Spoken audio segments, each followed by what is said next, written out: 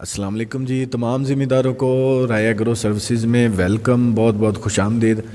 آج ہمارے ساتھ ایک اسپیشل گیسٹ موجود ہیں زرعی university agriculture university Okara campus سے، ڈاکٹر جمیل شفیع صاحب۔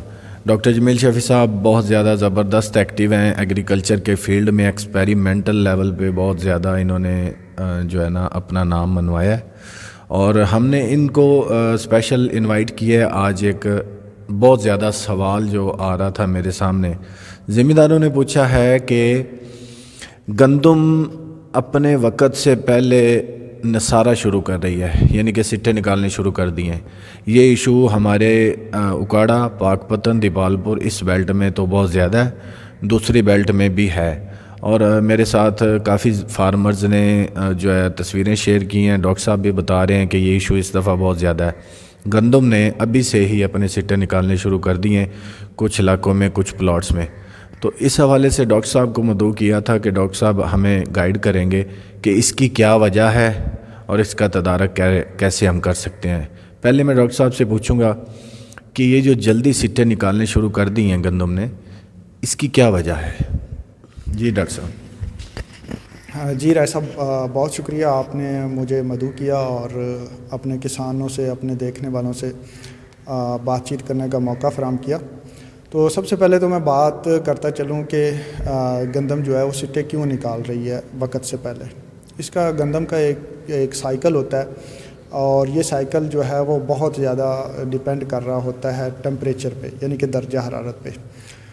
جیسے کہ ہماری جو گندم کی کاشت ہے اس کے لیے ایک ٹمپریچر کی ضرورت ہوتی ہے، پھر بوٹنگ کے لیے یعنی کہ گوب کے لیے ایک ٹمپریچر کی ضرورت ہوتی ہے، اسی طرح سٹے کے لیے بھی ایک درجہ حرارت کی، مخصوص درجہ حرارت کی ضرورت ہوتی ہے۔ اور ہمارے بہت سارے کسانوں نے جو گندم ہے اس دفعہ وہ جلدی کاشت کی ہے، اور جلدی کاشت کی ہے، اور دوسری وجہ جو ہے وہ سردی جو ہے وہ بہت لیٹ ہوئی ہے۔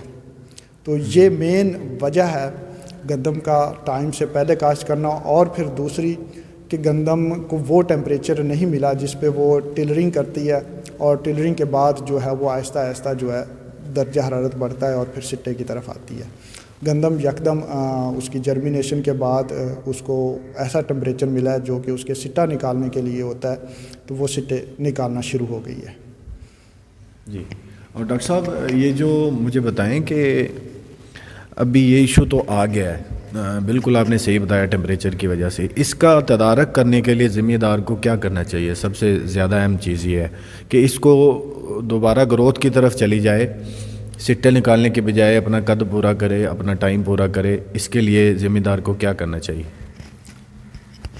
جی رائے صاحب، اب ہم نے اس کی مینجمنٹ کرنی ہے، تو مینجمنٹ کے لیے چند ایک ایسی چیزیں ہیں جو ہم کر سکتے ہیں۔ اس میں پہلی چیز ہے کہ ہم نے گندم کو اس ٹیمپریچر سٹریس سے نکالنا ہے، اور سٹریس سے نکال کر دوبارہ اس کو جوانی کی طرف لانا ہے۔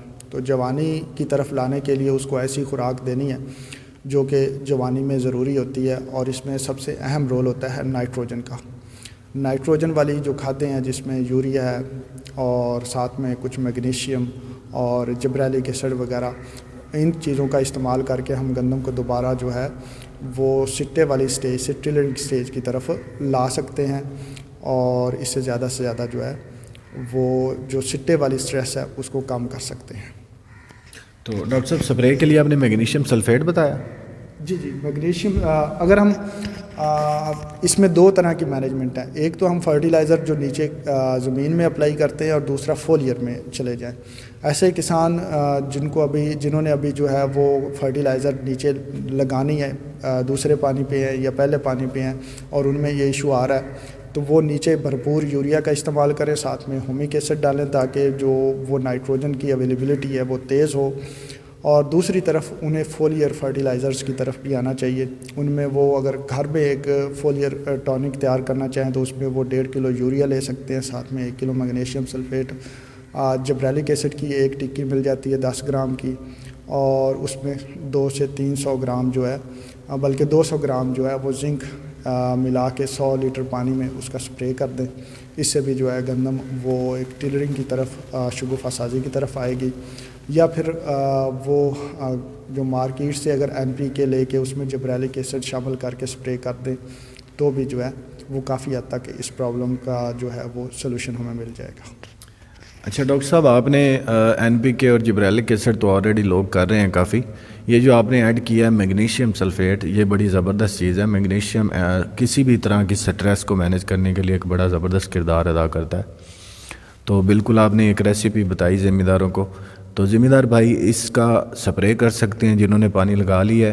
ڈاکٹر صاحب نے ریسیپی بتائی ہے. اور اس کے علاوہ اگر پانی لگانا ہے تو یوریا کے ساتھ ہیومک ایسڈ یا سلفر، جس طرح ڈاکٹر صاحب کہہ رہے ہیں کہ اس کو کچا کریں تاکہ وہ اپنی ٹیلرنگ جو ہے مکمل کرے. بہت شکریہ جی، بہت بہت شکریہ. السلام علیکم.